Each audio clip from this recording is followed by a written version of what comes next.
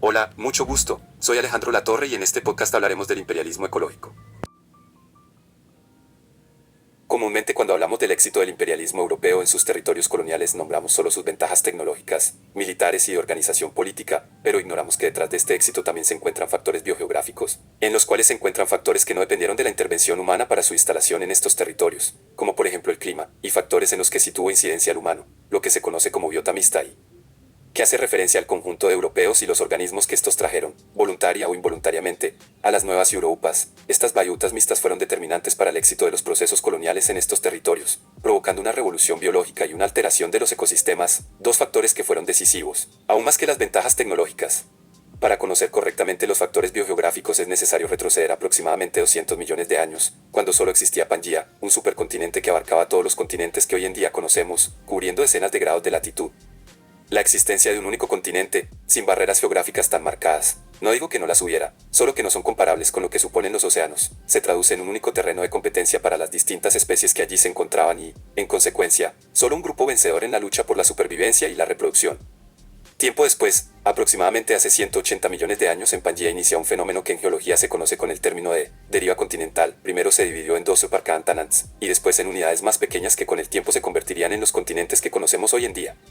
El proceso fue mucho más complicado de lo que podemos describir, más complejo de lo que los propios geólogos comprenden por el momento, pero digamos que Pangea se resquebrajó por líneas de intensa actividad sísmica que luego se convertirían en cordilleras submarinas.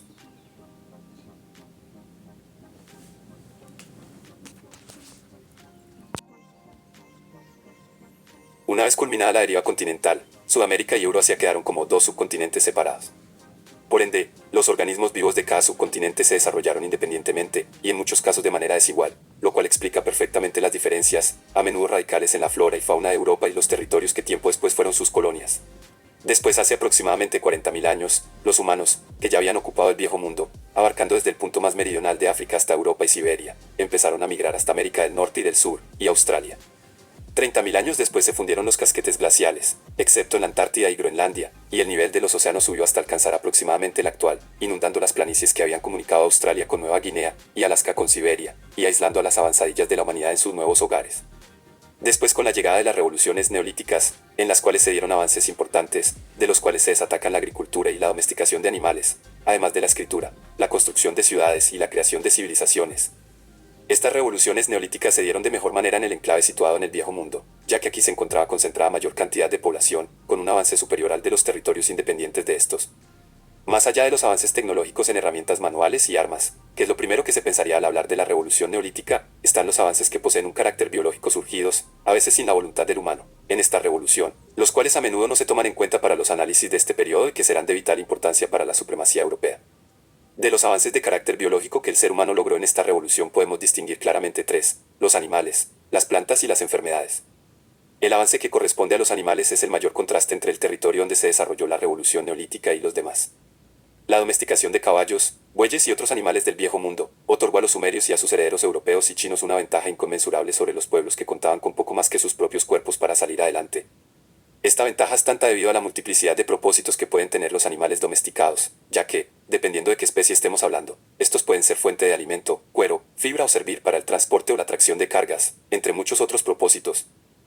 En el avance correspondiente a las plantas tenemos que los agricultores herederos de esta revolución fueron los primeros en practicar la agricultura extensiva, la cual consistía en sacar el máximo rendimiento a la fuerza de los animales mediante artefactos como el arado, consiguiendo así más comida por trabajador que los agricultores anteriores y los que se encontraban por fuera de esta revolución. Sin embargo, los sistemas de cultivo, y este en especial, producen malas hierbas, concepto que no refiere a una categoría específica registrada en la taxonomía, sino que puede ser cualquier clase de planta que crece en un lugar donde el hombre no la desea y que como son un producto tan lógico de la actividad del agricultor como las plantas de cultivo.